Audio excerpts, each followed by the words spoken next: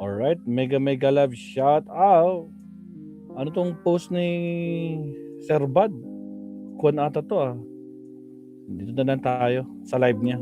Actually, naka-live pa lang Senado ngayon. Naka-live ang Senado, no? Ito, DDS Senators, nagwatak-watak na. Watak-watak na yung mga DDS Senators. Marcoleta, tinawag na Judas. Uy, parang kwan din to ah. Parang sino to? Si Villar, no? Tinawag na Judas si Cheese, Jinggoy, Joel at Villar. Connected to sa topic natin kaninang umaga. Yung live natin kaninang umaga. Ay, Diyos ko po, Rudy. O, sige, Sir Bad, pasok. Buenas tardes, damas y caballeros.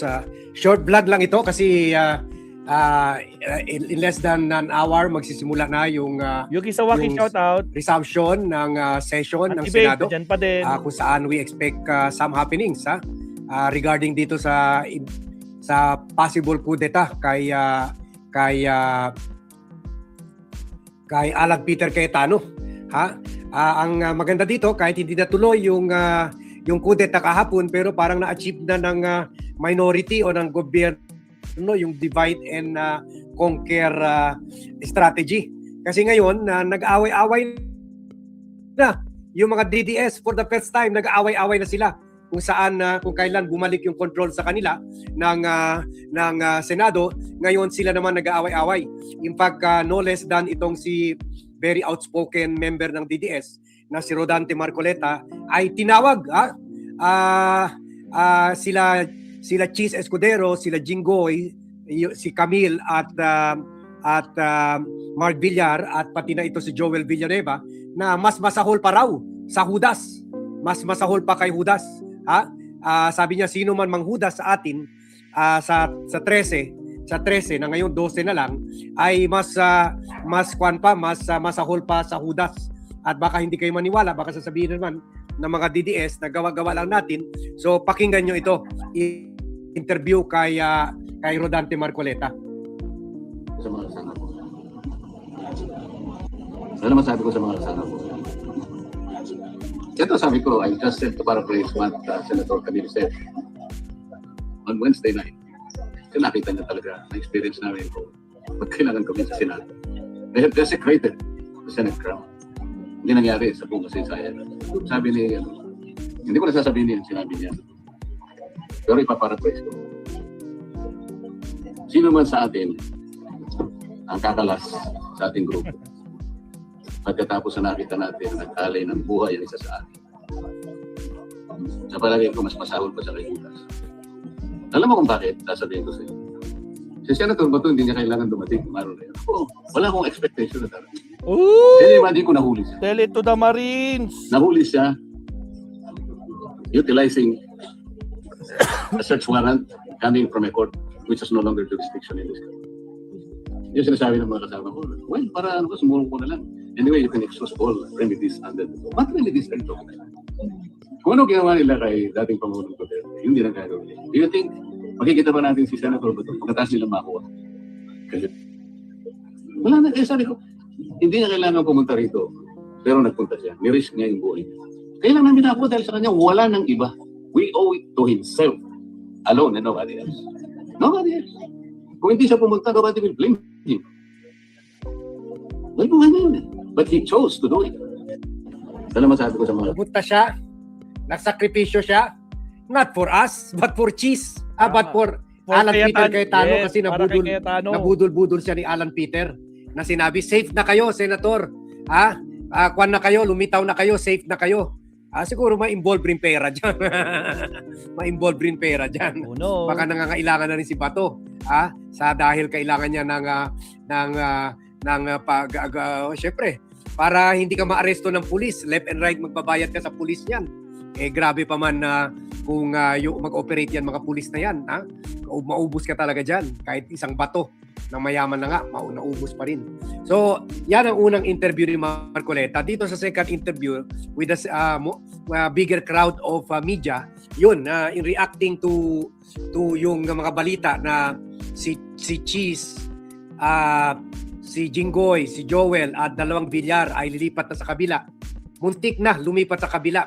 Yun lang hindi lang sila nakapag-agrihan kung si Sherwin Gatchalian ba ang magiging presidente o kaya si Chis Escudero na gusto bumalik sa pwesto niya sa pagka-presidente. Ito, inulit ulit ni Marcoleta. Pero sabi niya, this time, klinaro niya, I'm not referring to Mick Zubiri kasi hindi naman yan miyembro ng oposisyon ng DDS Bloc.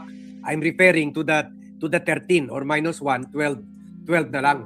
So, mas masahol pa raw kay Judas ang manghuhudas sa grupo nila. So, ito, open war na talaga ito. Open war na talaga ito kina Cheese, kina Jinggoy, kina Joel, at 2 bilyar na balitang-balita na gusto na mag-jump ship. Gusto na mag-over the backcourt sa minority. Dahil hindi rin nila masigmura yung leadership ni Senate President Alan Peter Cayetano. So, panoorin nyo to. And we thank DWAR Abante Radio for this video. Sir? Kaya lang, nakaupo ako ron. Nag-iisip, bakit kaya nangyari? Nalulungkot ako. Dali. Di ata yun